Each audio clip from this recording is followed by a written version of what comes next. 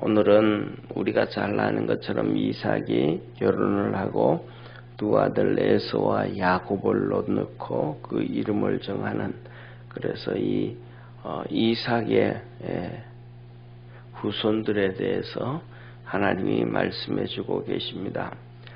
오늘 여기서 보면 특별히 세 가지를 한번 보려고 합니다. 첫째, 이삭의 첫 번째 기도, 그 다음에 두 번째 이삭의 두 번째 기도, 그리고 세 번째는 이삭이 이 아들을 이름 짓는 것에 대해서 같이 하나님이 우리에게 주시는 말씀이 한번 듣고자 합니다. 첫째로는 이삭의 기도가 하나님 앞에 기도를 합니다. 이렇게 기도를 하죠. 우리 21절 같이 한번 합독합니다. 이삭이 그 아내가 잉태치 못하므로 그를 위하여 여호와께 간구하며 여호와께서 그 간구를 들으셨으므로 그 아내 리브가가 잉태하였더라. 아멘. 우리는 성경을 이렇게 보다가 보면 그냥 기도했더니 응답했고 기도했더니 응답했고 하니까 진짜 되게 쉬운 것 같아요. 그죠? 기도했더니 응답, 기도했더니 응답.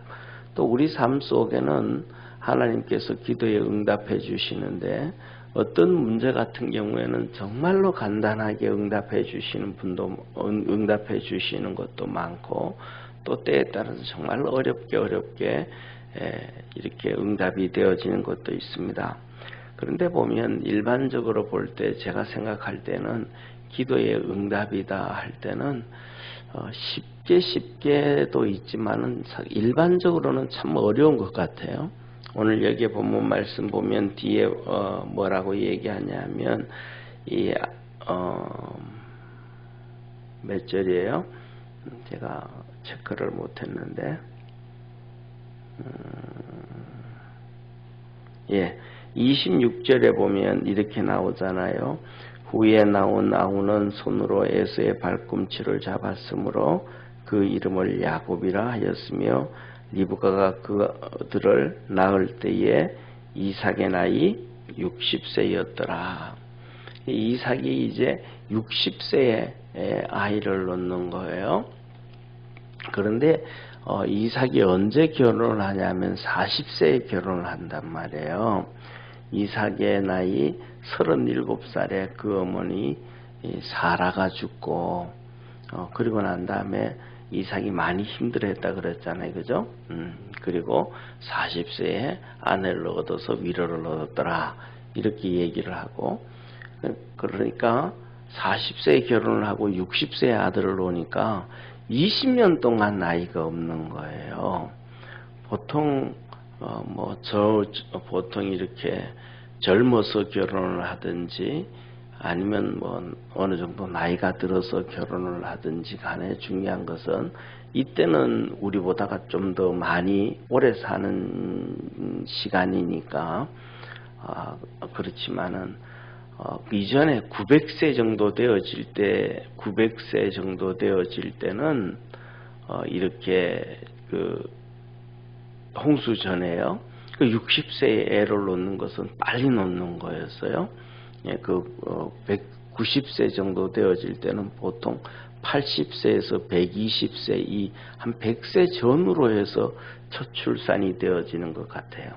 그리고 그 다음에 두 번째로 이제 홍수가 끝나고 난 다음에 홍수가 끝나고 한 500세 정도 살잖아요. 그죠? 500세 정도 이렇게 살게 되어질 때 이제 또 출산 시기가 또 당겨져요. 한 60세 정도 이렇게 당겨지고 그 다음에는 보통 이렇게 한 30세 이렇게 당겨지는데 이때는 그래도 60세에 낳았다라는 얘기는 상당히 늦은 거예요. 상당히 늦은 거예요. 그리고 결혼하고 난 다음에 20년 후에 낳았다라는 것은 정말로 늦은 거예요.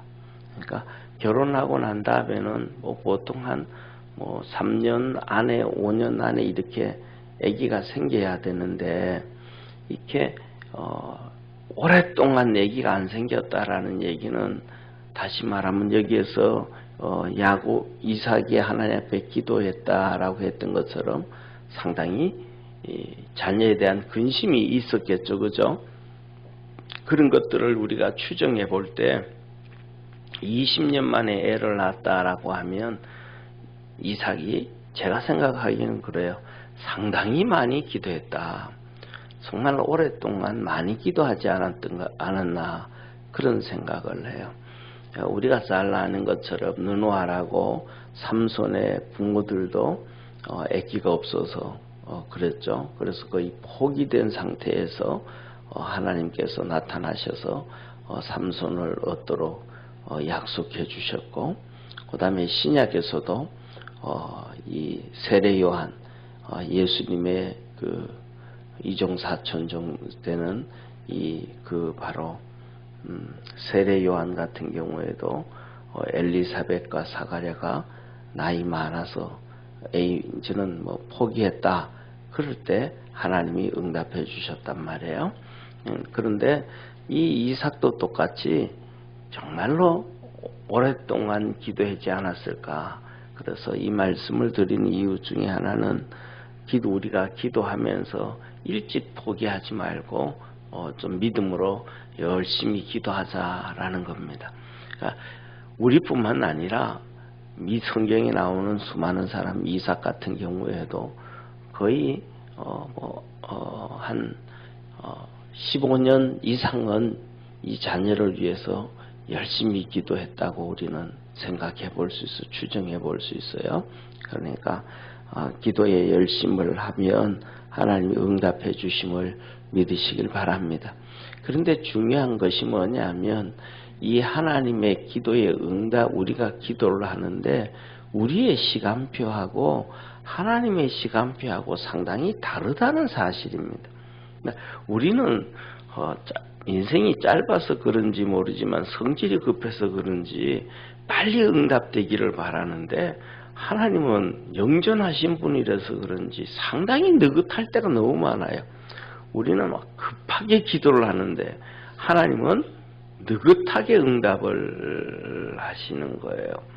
그래서 오늘 여기 본문 말씀에서도 보면 이삭은 정말로 급한데 그렇잖아요.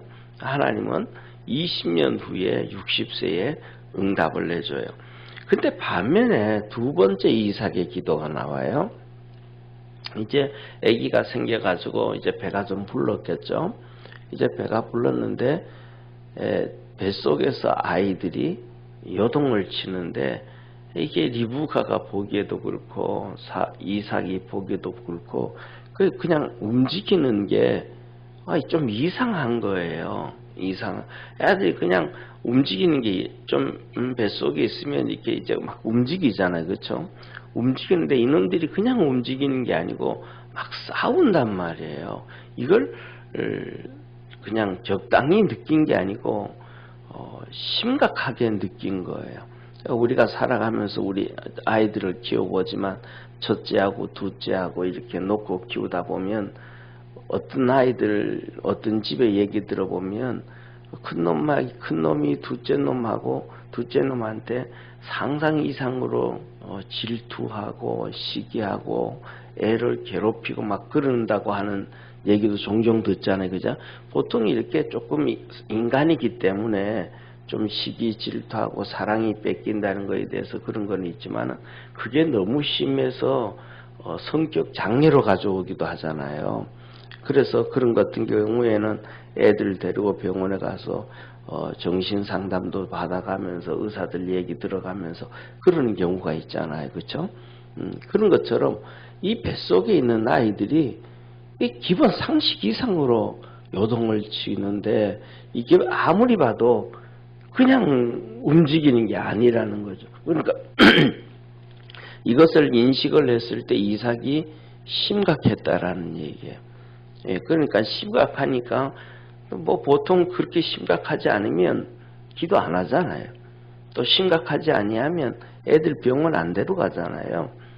그런데 너무 심각해지니까 하나님 앞에 이제 기도를 해요. 기도를 하는데 두 번째 이 기도는 하나님이 또 금방 응답을 해주셔요. 그래서 이렇게 얘기하고 말씀을 하시거든요. 하나님께 기도했더니 물어봤더니 두 국민이 태중에 있다. 두 민족이 있고 큰 자가 작은 자를 섬긴다. 이런 하나님이 금방 응답해 주시는 거야.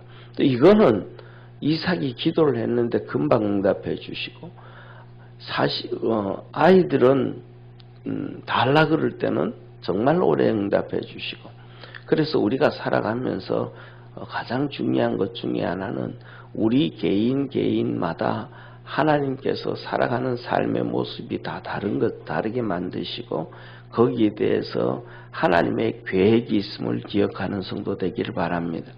그래서 이 하나님이 우리 개인을 향한 계획이 있기 때문에 그것을 하나님의 섭리라고 얘기하잖아요. 신학적인 용어로 쓰면.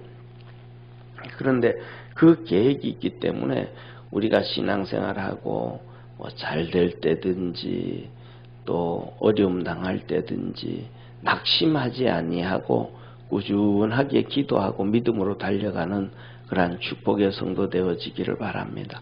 그래서 더 나아가서는 뭐냐 하면, 빨리 응답되어지지 않는다고, 늦어진다고 이렇게 세상 사람들이 하는 얘기처럼 편법이라 그러잖아요. 그죠? 그렇게 불평하고 또 다른 길 찾고 그러지 말고 끝까지 믿음으로 달려가는 대표적인 경우가, 제가 사울을 한번 말씀을 드리려고 해요. 사울이 마지막 블레셋과의 전투를 하게 되어집니다. 마지막 사울이 블레셋과의 전투를 하게 되는데, 사무엘하게 보면 정말로 불안한 거예요.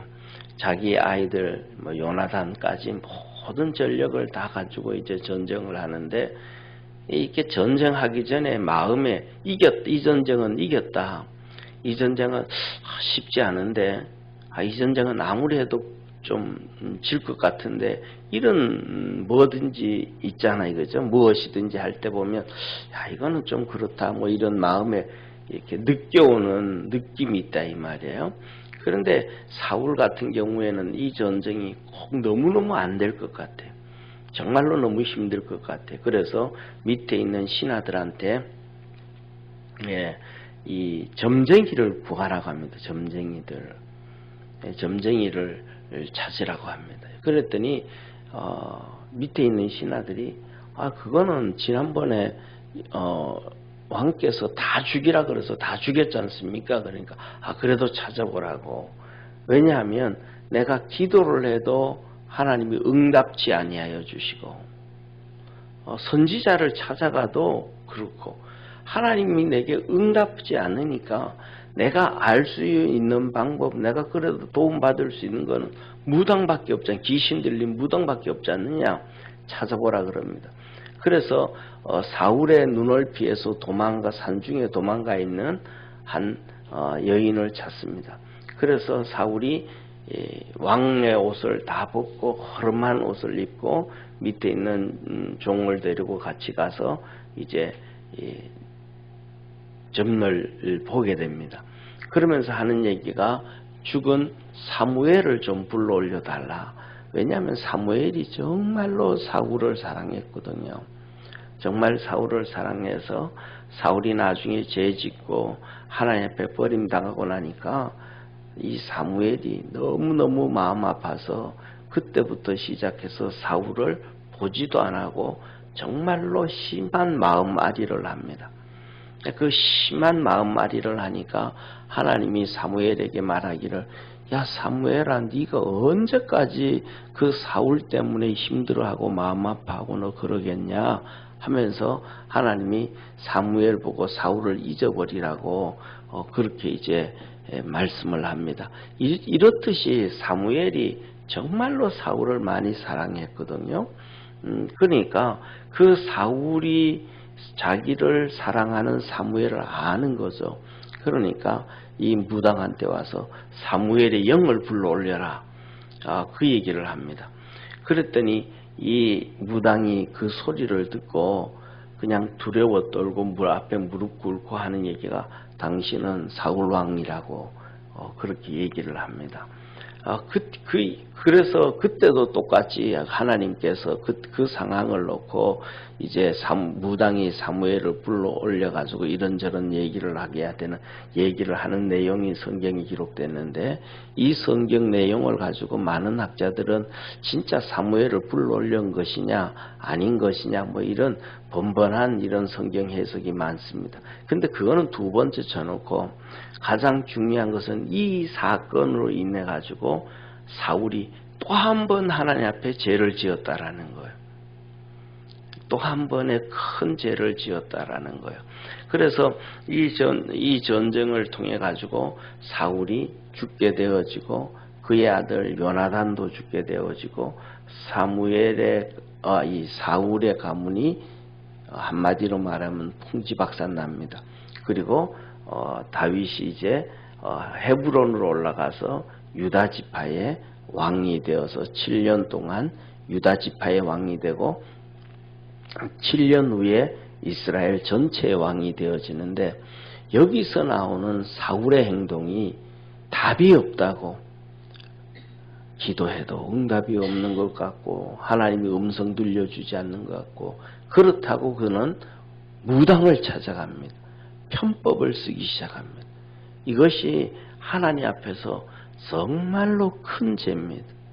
그래서 우리 삶 속에 하나님이 우리를 사랑하시고 하나님의 섭리 가운데 있다는 걸 기억하고, 하나님 앞에 우리가 살아가면서 힘든 일들이 많이 오랫동안 지체되고 있다 해가지고 낙심하지 말고, 하나님의 섭리와 계획 가운데서 우리에게 은혜 베푸시고 응답하시고, 때에 따라서는 인내하게 하시고, 또 잘 나가길 때는 하나님 앞에서 또 겸손하게 하시는 하나님이심을 기억하는 우리 성도들 되기를 바랍니다. 그래서 끝까지 하나님 붙잡고 있으면 하나님의 역사를 이루게 되어지는데, 우리가 너무 잘 아는 것처럼 욥이잖아요. 정말로 힘들어서 자기 아내까지 그냥 욕하고 도망을 가는데, 욥은 바보처럼 멍청한 것처럼 그 자리에 그대로 있습니다. 그 힘든 가운데서 그의 욥의 세 친구와 또 한 명이 와서 그렇게 뭐라고 얘기하고 막 소리질러도 그는 그 자리에 그대로 있습니다. 그랬더니 나중에 40장으로 넘어가면 하나님이 그들이 있는데 하나님이 나타나셔서 말씀하시죠. 너희들의 의가 욥의 의보다 못하니라. 너희들이 재물을 가지고 와서 하나님 앞에 욥이 번제 드리도록 해라. 욥이 너희들을 위하여 기도하리라 하면서 하나님이 욥의 손을 들어주고, 욥이 다시 의인에 있었던 모습 그대로 의인으로서 하나님의 복을 받는 모습이 우리가 잘 아는 욥기잖아요. 그죠? 그러니까 이 이삭의 기도를 보면서 정말 오래 기도하고 어떤 거는 빨리 응답해 주시는 걸 보고 하나님의 섭리와 계획 가운데 있다. 우리도 그렇게 계획 가운데 있다라는 걸 기억하기를 바랍니다.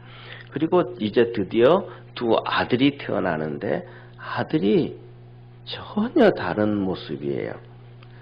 큰 아들은 몸이 붉고 애들이 털이 많지는 않잖아요. 그죠?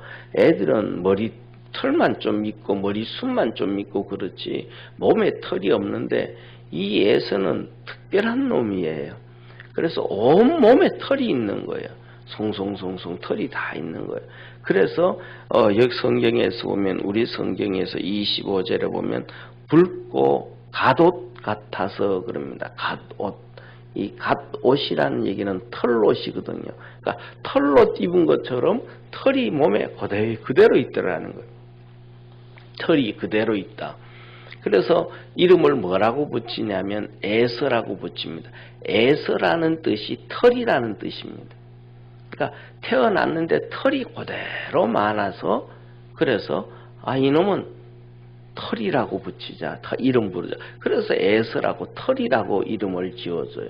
근데 둘째는 태어나는 게 보니까 이놈이 형 발꿈치를 잡고 나왔다 해서 발꿈치를 잡다라는 뜻의 야곱이라는 이름을 씁니다. 저는 이 본문을 보면서 상당히 충격을 좀 받았어요. 정말로 이삭이 정말 어릴 때부터 믿음 있는 사람인데 어떻게 아이들 이름을 이렇게 엉터리로 지을 수 있을까? 이렇게 엉터리로 지을 수 있을까? 하다못해 우리 저희 세대는 그렇지 않지만 저희 어머니 세대들, 윗세대들, 지금 한 80대 되시는 어르신들 같은 경우에는 그래도 생각을 가지고 짓잖아요. 그 위에 옛날에 우리나라 거의 한 30% 정도 되는 완전 조선시대에 종으로 살던 사람들이야 그냥 생각 없이 그냥 말동아 소동아 그냥 이름을 지었지만은 그 이후에는 그래도 뭔가는 생각하고 의식을 갖고 짓잖아요.